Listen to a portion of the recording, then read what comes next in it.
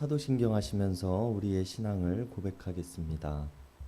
전능하사 천지를 만드신 하나님 아버지를 내가 믿사오며 그 외아들 우리 주 예수 그리스도를 믿사오니 이는 성령으로 잉태하사 동정녀 마리아에게 나시고 본디오 빌라도에게 고난을 받으사 십자가에 못 박혀 죽으시고 장사한 지 사흘 만에 죽은 자 가운데서 다시 살아나시며 하늘에 오르사 전능하신 하나님 우편에 앉아 계시다가 저리로서 산 자와 죽은 자를 심판하러 오시리라.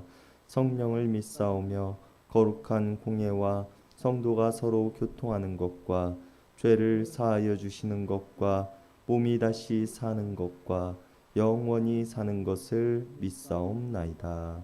아멘. 우리 다 함께 찬송가 425장 통합 찬송가 217장 부르시겠습니다. 찬송가 425장 통합 찬송가 217장입니다.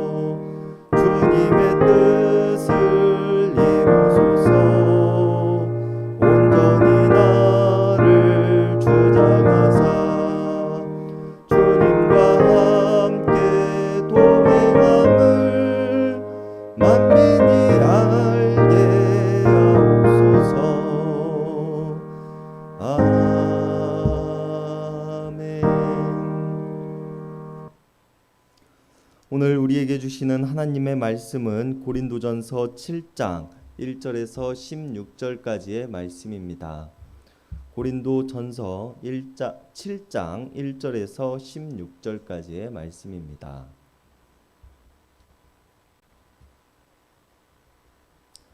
우리 한 절씩 교독하시겠습니다. 너희가 쓴 문제에 대하여 말하면 남자가 여자를 가까이 아니함이 좋으나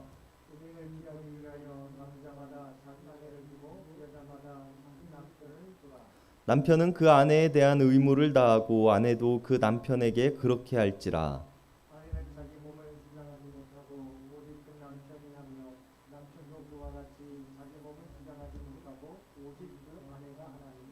서로 분방하지 말라. 다만 기도할 틈을 얻기 위하여 합의상 얼마 동안은 하되 다시 합하라. 이는 너희가 절제 못함으로 말미암아 사탄이 너희를 시험하지 못하게 하려 함이라.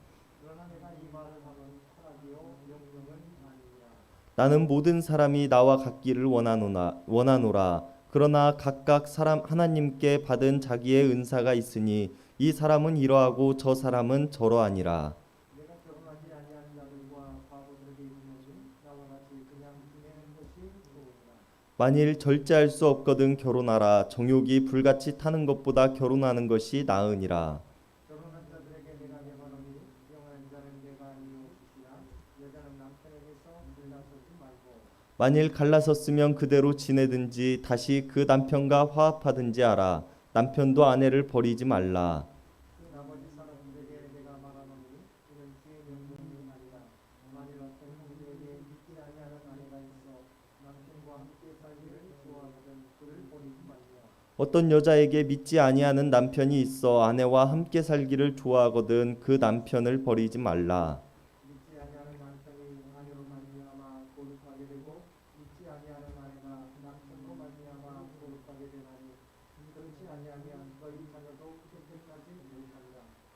함께 보겠습니다. 혹 믿지 아니하는 자가 갈리거든 갈리게 하라. 형제나 자매나 이런 일에 구애될 것이 없느니라. 그러나 하나님은 화평 중에서 너희를 부르셨느니라. 아내된 자여 내가 남편을 구원할지는 어찌 알 수 있으며 남편된 자여 내가 내 아내를 구원할지는 어찌 알 수 있으리요.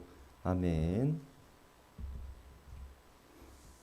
오늘 우리가 함께 살펴볼 7장의 본문은 결혼에 관한 이야기를 우리들에게 들려줍니다.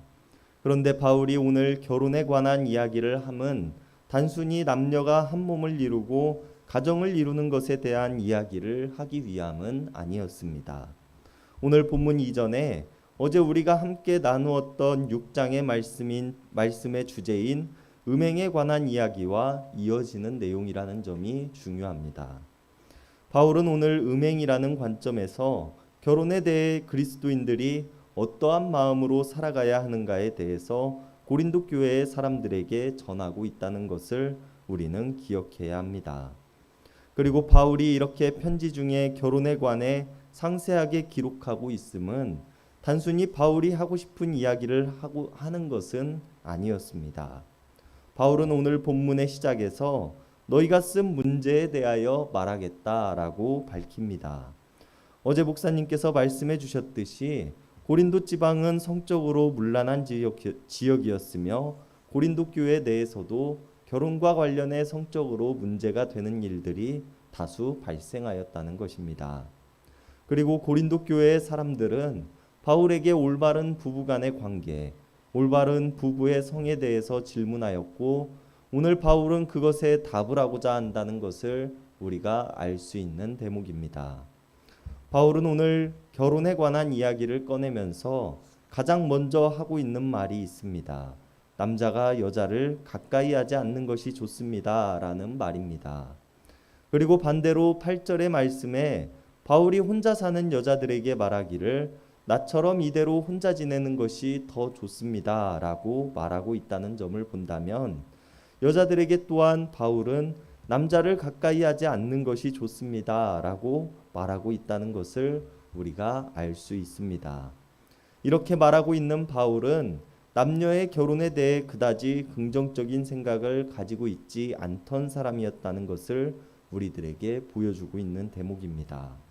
실제로 바울은 자신이 말하고 있듯이 결혼하지 않은 삶을 살았으며 혼자 살아가는 삶이 우리들에게 유익을 준다고까지 이야기를 하기도 합니다. 그런데 우리는 이런 바울의 주장을 아주 잘못된 주장이라고 할 수 있는데 하나님께서는 사람을 창조하시고 말씀하시기를 생육하고 번성하라고 하셨기 때문입니다. 하나님께서는 사람을 만드시고 그들이 가정을 이루고 자녀를 낳기를 원하셨으며 세상의 많은 곳으로 퍼져나가기를 원하셨습니다. 그런데 바울은 이런 하나님의 말씀과 뜻에 반대되는 모습으로 오늘 결혼에 대해서 부정적인 모습을 보여주고 있다는 것입니다. 그렇다면 바울은 정말 하나님의 뜻과 반대의 입장에 서서 결혼을 반대하고 있는 것일까요? 아닙니다. 바울은 2절에서 말하기를 음행을 피하기 위하여 남자는 아내를 두고 여자는 남편을 두라라고 말하고 있습니다. 이 말에는 두 가지의 의미가 있습니다. 하나는 문란한 성생활을 피하기 위해서 아내를 두거나 남편을 두라는 것이며 다른 하나는 남편과 아내가 있는 남자와 여자는 다른 사람과 음행하는 일을 해서는 안 된다는 것이 바로 그것입니다. 그리고 이런 음행에 관한 이야기를 하며 결혼하지 않는 것이 유익하다고 이야기하고 있는 바울의 말은 단순히 결혼하지 않는 것이 우리들에게 유익하다고 하고 있는 것이 아니라 음행을 목적으로 하여 아내를 두고 남편을 두는 것을 하지 말라고 한다는 것으로 우리는 이해해야 합니다. 그런데 음행을 목적으로 아내를 두거나 남편을 두지 말라는 말이 다소 우리를 혼란스럽게 만듭니다. 부부간의 성에 관한 관계는 당연한 일이며 하나님께서 창조하신 목적에 따르는 일이기 때문입니다. 그러나 뒤이어 바울은 남편은 자신의 아내에 대한 의무를 다해야 하며 아내 또한 남편에 대한 의무를 다해야 한다고 말하는데요. 결혼한 사이라면 서로가 서로에게 금욕적인 관계로 지내서는 안 되며 결혼 제도를 통해 부부는 서로의 성적 욕구를 채울 수 있는 관계가 되어야 한다고 말합니다. 그렇기 때문에 음행과 부부간의 관계는 서로 다른 것으로 우리는 이해해야 하며 잘못된 성적 욕구를 채우기 위한 결혼을 해서는 안 된다고 오늘 바울은 이야기를 하고 있다는 것입니다.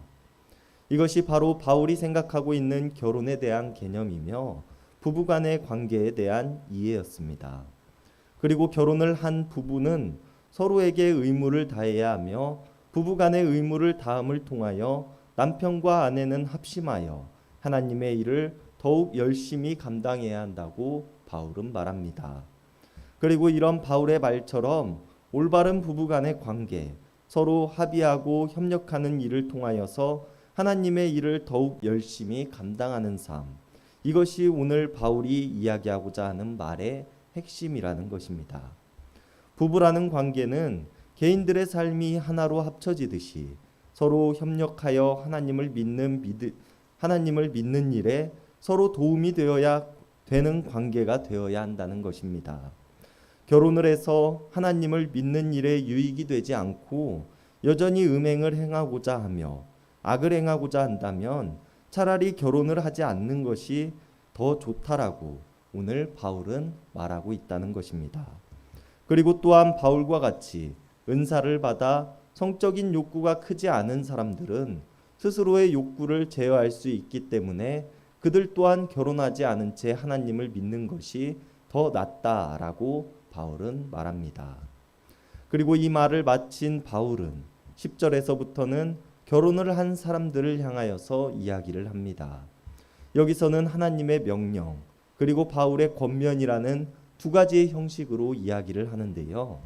하나님의 명령으로는 여자는 남편으로부터 갈라지지 말 것이며 남편 또한 아내를 버려서는 안 된다고 말합니다. 하나님 앞에서 한 몸을 이룬 부부는 서로 갈라서서는 안 된다고 바울은 이야기를 하는데요. 혹여나 이미 갈라섰다면 그대로 지내던지 본래 남편이나 아내와 함께 화합하던지 하라고 말합니다. 이 또한 우리가 음행이라는 관점에서 생각해 보아야 하는데 잘못된 성적 욕구를 채우기 위해 다른 남자, 다른 여자를 만나 새로운 가정을 이루어서는 안 된다고 바울은 설명하고 있는 것입니다. 그러나 하나님을 믿는 일에 유익이 되고 서로 도움이 된다면 다른 아내, 다른 남편을 만나 사는 것이 옳지 못한 일이라고 바울이 이야기하지는 않을 것입니다. 왜냐하면 바울이 이것은 내 생각입니다 라고 말하며 시작하는 말들에서 하나님을 믿지 않는 사람 쪽에서 헤어지려고 하면 헤어져도 된다고 말하고 있기 때문입니다. 이 말은 반대로 처음 부부의 관계를 맺은 사람이 아니라고 할지라도 하나님을 믿는 믿음으로 서로에게 유익이 되고 도움이 된다면 괜찮습니다 라고 하는 말로 우리는 이해할 수 있습니다. 그리고 오늘 바울이 고린도 교회의 사람들에게 이야기하고 있는 말씀의 핵심은 부부란 서로 합의하고 협력하여 하나님의 일을 하는데 더욱 도움이 되어야 하는 관계라고 말하고 있다는 점입니다. 그리고 우리 부부의 삶이 오늘 바울이 말하고 있는 삶이라면 하나님께서 기뻐하시는 관계, 하나님의 창조 본연의 모습을 따라가는 관계가 되는 것입니다. 여러분, 부부의 관계는 하나님 앞에서 맹세와 다짐으로 이루어집니다. 그리고 그 관계에는 거짓이 없어야 하며 서로에게 음행하지 말아야 하고 결혼한 사람이 다른 사람에게 음행을 품어서는 안 됩니다. 하나님께서 부부의 관계를 맺게 하실 때는 서로가 합하여 같은 마음으로 하나님을 믿는 믿음 안에서 유익이 되게끔 하시기 위하셨기 때문입니다. 그렇기에 우리 창현의 교우들은 모두가 바른 부부관계 속에서 하나님을 믿는 믿음의 동역자로서 서로 합의하는 관계, 또 서로 협력하는 관계, 하나님의 일을 하는 데 있어서 도움이 되는 관계가 될 수 있기를 바랍니다. 기도하시겠습니다. 세상을 아름답게 창조하셨으며 여전히 주권적으로 운행하고 계시는 하나님 감사를 드립니다. 사람을 하나님의 형상에 따라 만드시고 하나님의 성품을 본받아 살아가게 하셨음을 기억합니다. 남자와 여자가 부부가 되어 한 몸을 이루고 서로 돕는 배필로 삼아 서로의 삶에 유익이 되게 하셨음을 고백합니다.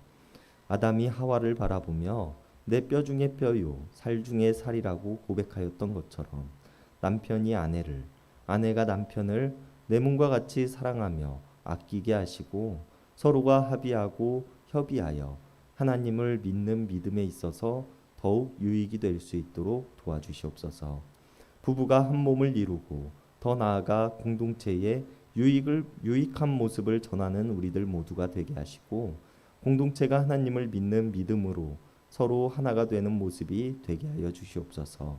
우리의 바람이 하나님의 뜻을 이 땅 가운데 전하는 모습이 되게 하시며 오직 하나님 나라를 이루는 데에 소망을 둔 삶이 되게 하여 주시옵소서. 남자와 여자가 서로 한 몸을 이루어 돕는 배필로 허락하신 하나님께 감사를 드리며 우리를 구원하신 예수님의 이름 받들어 간절히 기도드렸습니다. 아멘. 이 시간 우리가 우리 개인을 위한 기도, 이웃을 위한 기도, 교회를 위한 기도, 세상을 위한 기도하는 시간 갖도록 하겠습니다.